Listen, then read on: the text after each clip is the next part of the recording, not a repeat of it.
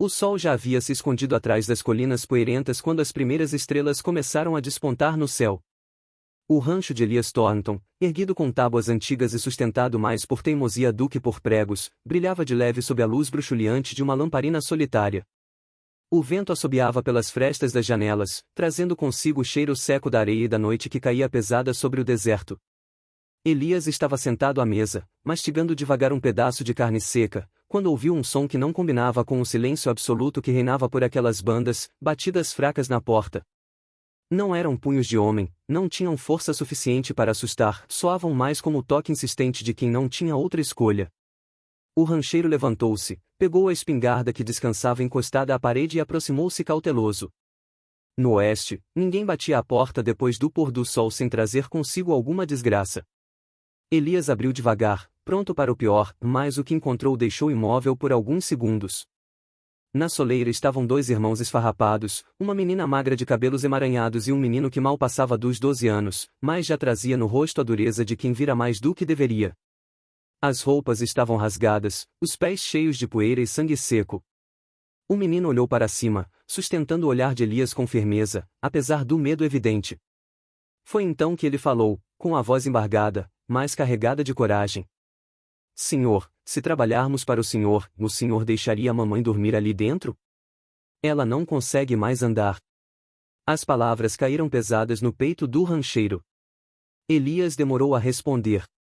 Naquele instante, o silêncio do deserto pareceu se intensificar, como se até o vento esperasse sua decisão. Ele ergueu a lamparina, tentando entender melhor o pedido. O menino deu um passo para o lado e apontou com a mão trêmula para a escuridão. Elias estreitou os olhos, seguiu a direção do gesto e viu algo deitado na poeira, à beira da cerca, uma mulher caída, o rosto marcado por hematomas, o corpo mal sustentado pela respiração curta.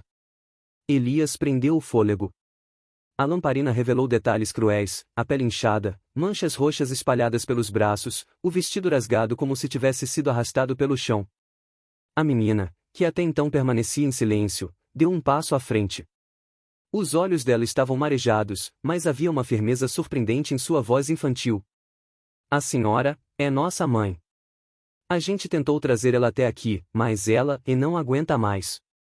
Elias ficou parado por alguns segundos que pareceram uma eternidade.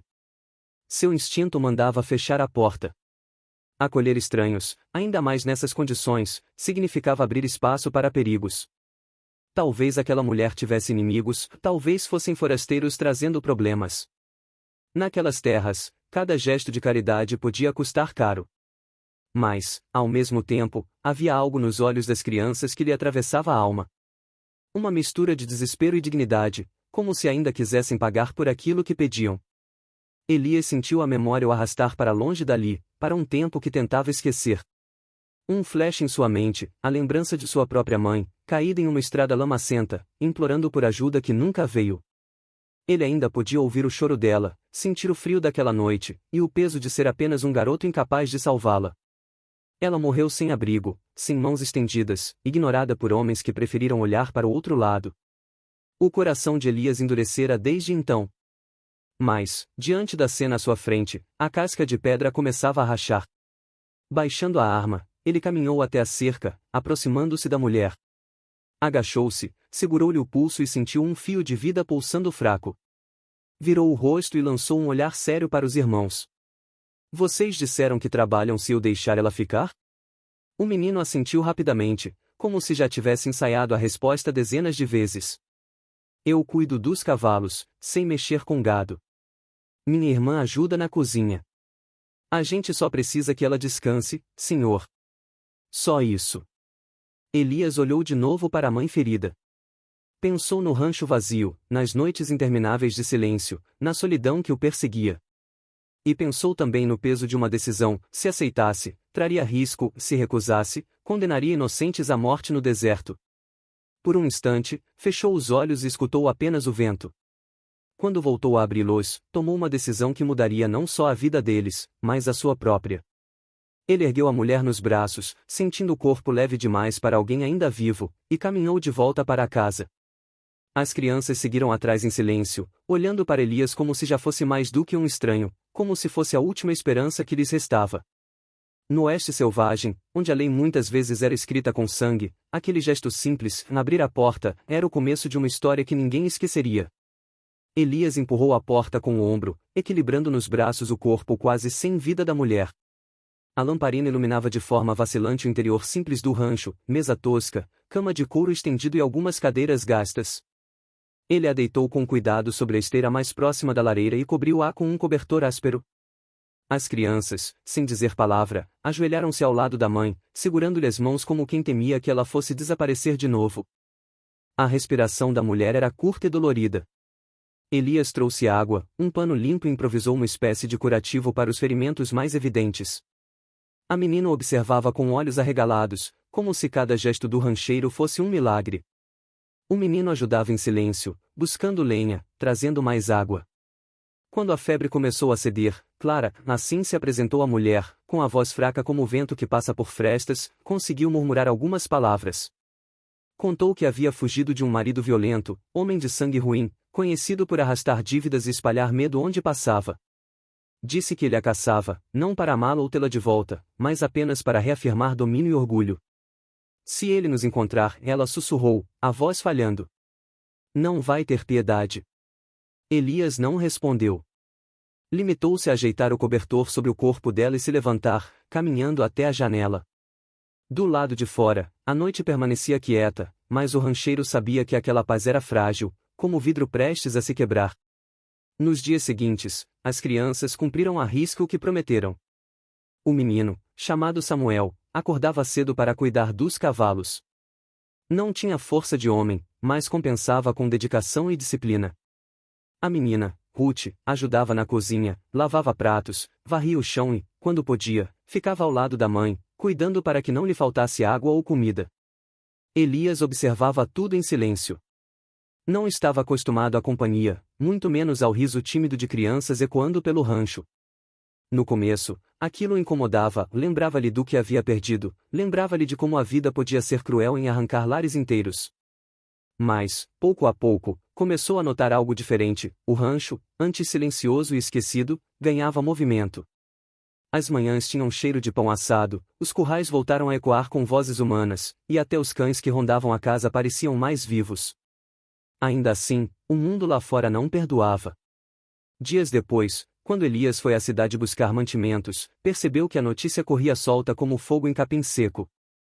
No balcão do armazém, 2 homens cochichavam alto o bastante para serem ouvidos.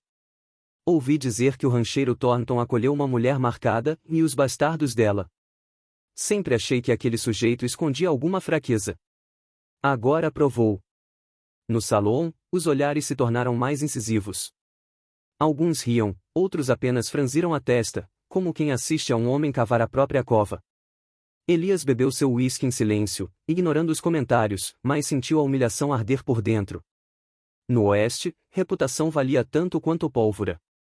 E, agora, a dele estava manchada.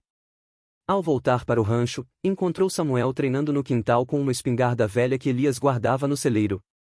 O menino erguia a arma com esforço, tentando imitar a postura que vira no rancheiro. Ruth observava, batendo palmas a cada tiro imaginário. Elias se aproximou devagar e corrigiu a posição do garoto, ajustando-lhe os ombros, ensinando a firmar os pés. Nunca atire sem ter certeza do porquê, disse Elias, a voz grave ecoando no ar parado. Uma bala não volta. Samuel apenas assentiu, os olhos brilhando de orgulho. Clara, ainda fraca, assistia da janela. Pela primeira vez em muito tempo, sorriu de leve. Elias percebeu e desviou o olhar, como se aquilo tivesse atingido mais do que uma bala. Os dias viraram semanas. O rancho, antes condenado à poeira e ao esquecimento, respirava de novo. Os cavalos estavam bem cuidados, a horta renascia, e até o velho alpendre parecia mais firme com as risadas de Ruth. Elias, contra a própria vontade, sentia-se menos solitário. Havia algo de perigoso naquela sensação. Ele sabia. No oeste, vínculos podiam ser tão letais quanto tiroteios.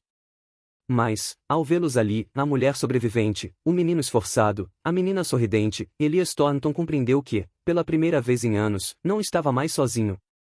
O outono mal havia começado quando o deserto voltou a ser sacudido pelo som de cascos. Não eram viajantes solitários, nem mercadores em busca de pouso, eram cavaleiros armados, um grupo de meia dúzia que cruzava a planície levantando poeira e medo por onde passava. À frente deles, um homem de presença ameaçadora, largo nos ombros, olhar frio como aço, Arlan Bon. Seu nome já era conhecido muito além das fronteiras. Fora um dos mais cruéis traficantes de armas da região, acostumado a negociar pólvora com índios, foras da lei e até mesmo milícias desesperadas. Tinha fama de sempre cobrar o que julgava seu, e ninguém jamais ousara lhe negar. Arlan entrou na cidade como um lobo que volta ao covil. Parou o cavalo em frente ao salão, desmontou e empurrou a porta com brutalidade. O ambiente, que até então fervilhava com conversas e barulho de copos, caiu em silêncio. Todos sabiam quem ele era, e mais ainda sabiam do que era capaz. Ouvi boatos, disse ele, com a voz grave, quebrando o ar pesado. Dizem que minha mulher não morreu como eu pensava.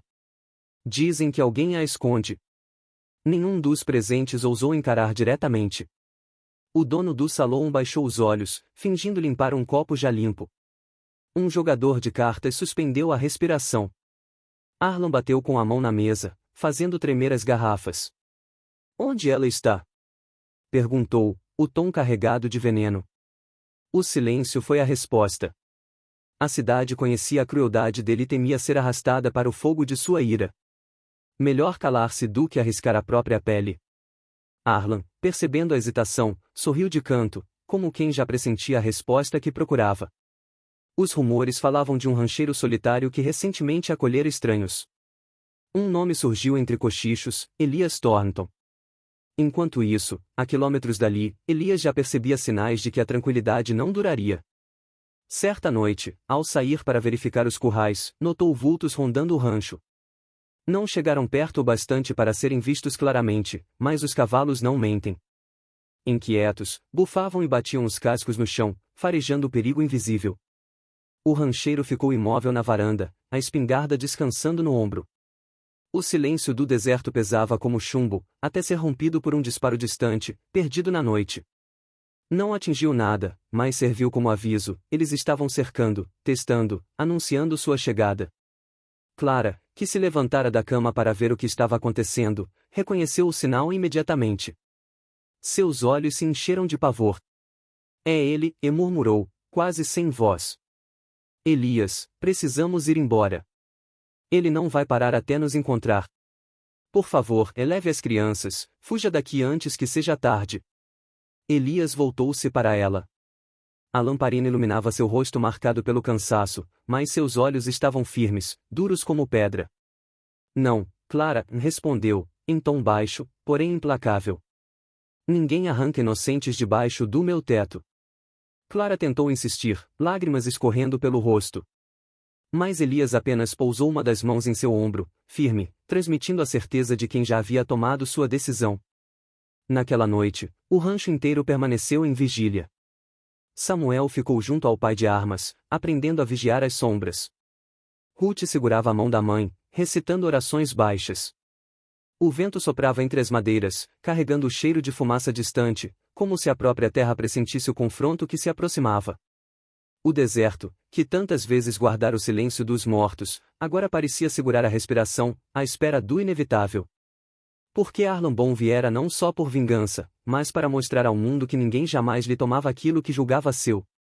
E Elias Thornton sabia, mais do que qualquer um, que a batalha ainda nem havia começado. O aviso chegou ao rancho pouco depois do meio-dia. Um dos homens de Arlan Bon apareceu a cavalo, erguendo uma bandeira improvisada feita de pano sujo. Parou à distância, sem se aproximar demais, e gritou com voz áspera. Entregue a mulher até o pôr do sol, ou queimaremos sua terra. Em seguida, virou o cavalo e desapareceu no horizonte, deixando atrás de si apenas poeira e silêncio. Elias Thornton permaneceu de pé na varanda, os punhos cerrados. Sentia o peso da decisão que o aguardava. O deserto inteiro parecia observar, como se a areia tivesse olhos. Ao virar-se, encontrou Samuel e Ruth encarando-o com firmeza. A gente luta com o senhor, disse o menino, sem titubear. Não vamos fugir. A menina assentiu, apertando os lábios como se quisesse provar coragem. Elias hesitou por um instante. Eram apenas crianças. Mas a determinação em seus rostos lembrava-lhe que, no oeste, a infância se perdia cedo demais. Ele respirou fundo, ergueu a voz. Então vamos preparar o rancho. A tarde foi consumida pelos preparativos.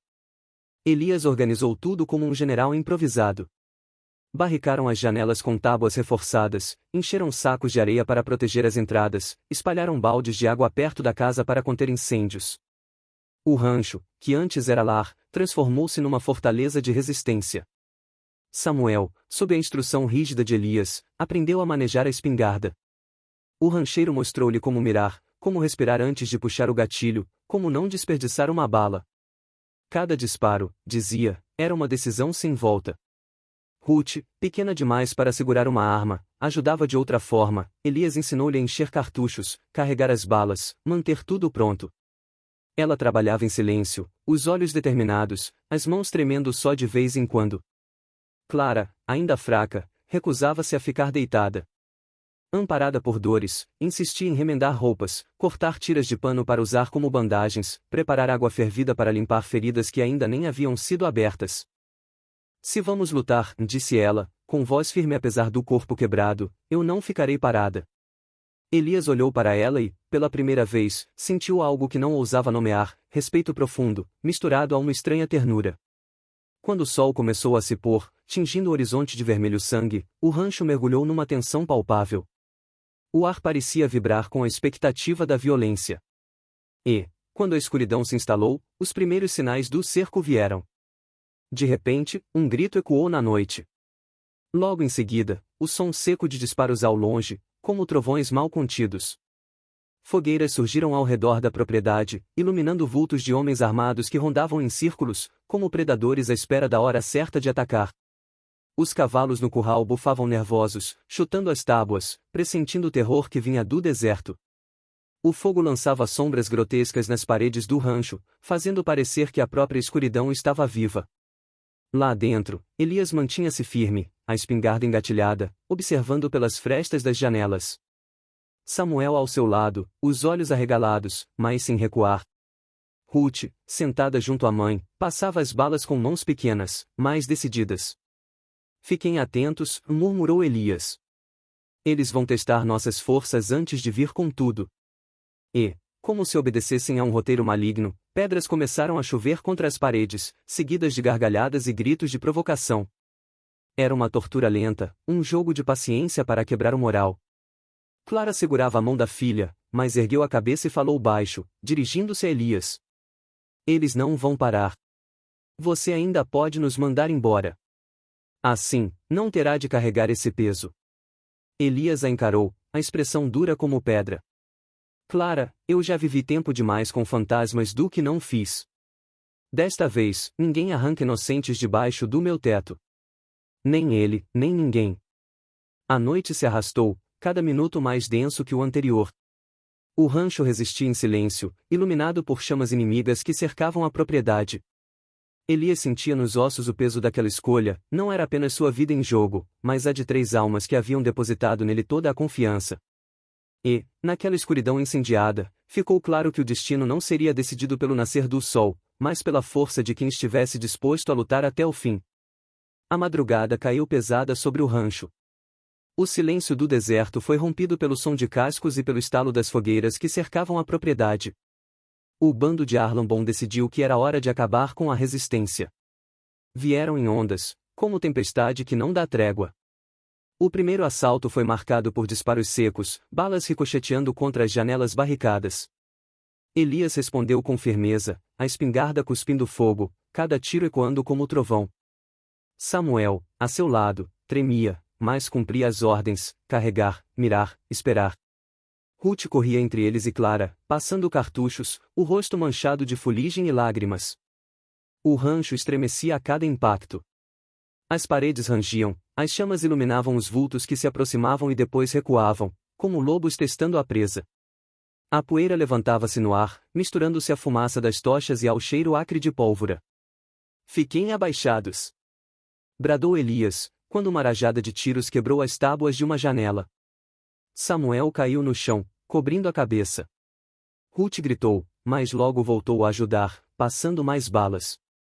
Clara, mesmo debilitada, engatilhava a pistola que Elias deixara ao seu alcance. A segunda onda veio ainda mais feroz. Os homens de Arlan tentaram incendiar o celeiro, jogando tochas acesas.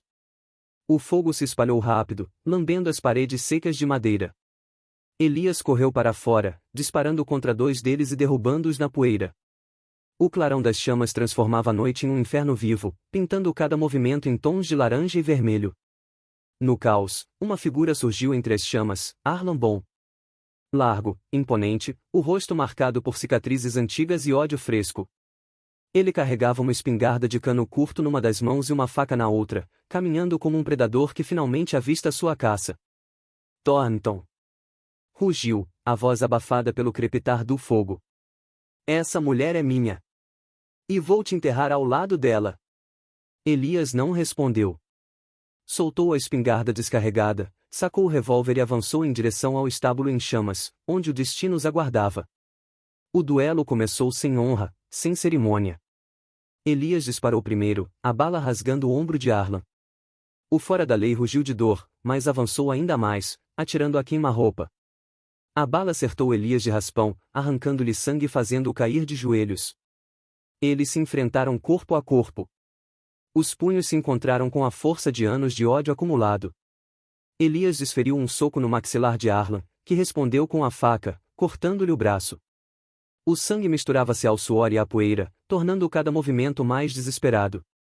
As chamas consumiam o estábulo ao redor, estalando as tábuas, derrubando vigas. O calor era sufocante, mas nenhum dos dois recuava. Era mais que uma luta por território, era uma disputa por dignidade, por vida e por morte. Elias conseguiu empurrar Arlan contra uma parede em chamas. A faca caiu. Mas, antes que pudesse terminar, Arlan o agarrou pelo pescoço, erguendo-o como se fosse apenas um saco de grãos. O rancheiro sufocava, a visão turva pela fumaça. Foi então que lembrou do olhar das crianças. Do pedido naquela primeira noite: Senhor, se trabalharmos para o Senhor deixaria a mamãe dormir ali dentro?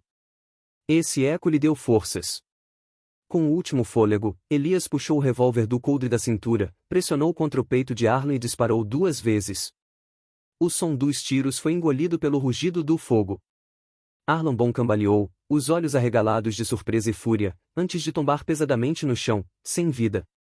Elias caiu ao lado dele, respirando com dificuldade. O sangue escorria pelo braço e pelo abdômen, os ferimentos eram profundos, a dor insuportável. Mas ele ainda estava vivo. Do lado de fora, Samuel e Ruth surgiram correndo, os rostos iluminados pelas chamas. Viram o corpo de Arlan estirado, morto, e o de Elias caído, ferido, mas vitorioso. Está acabado, e murmurou Elias, a voz rouca. As crianças se ajoelharam ao lado dele. Ruth segurou sua mão, chorando. Samuel olhava para o cadáver de Arlan com um misto de alívio e espanto, como se mal acreditasse que o monstro que assombrara suas vidas finalmente havia caído. Clara, apoiada na porta, observava a cena com lágrimas silenciosas. Pela primeira vez, a sombra do medo começava a se dissipar de seus olhos. O fogo continuou a consumir o estábulo até ruir em chamas. O rancho permanecia em pé, embora marcado pela fumaça e pelo sangue derramado. Quando o silêncio finalmente se instalou, não havia mais tiros, nem gritos, nem ameaças. Apenas o crepitar distante da madeira queimada e o som frágil da respiração de Elias Thornton, um homem que escolhera lutar não por si, mas pelas 3 almas que lhe confiaram a vida. E naquela madrugada, no coração do deserto, nascia uma lenda que jamais seria esquecida. O sol nasceu tímido sobre as ruínas fumegantes do celeiro. O rancho, embora ferido pelas chamas da noite anterior, ainda estava de pé. Elias Thornton permanecia sentado no alpendre, o braço enfaixado, os olhos cansados, mas firmes. Clara repousava no quarto, cuidada pelas crianças que não se afastavam um só instante. Quando a poeira da estrada começou a se levantar, Elias percebeu que não estava sozinho. Aos poucos, moradores da cidade vizinha surgiam montados em cavalos ou a pé, atraídos pelos rumores do confronto. Homens que haviam zombado dele no salão, mulheres que sussurravam às escondidas sobre Clara, todos agora se reuniam em frente ao portão do rancho queimado. Viraram os olhos para os corpos do bando de Arlan que ainda jaziam no deserto, espalhados como testemunhas de uma batalha impossível. Depois, olharam para Elias.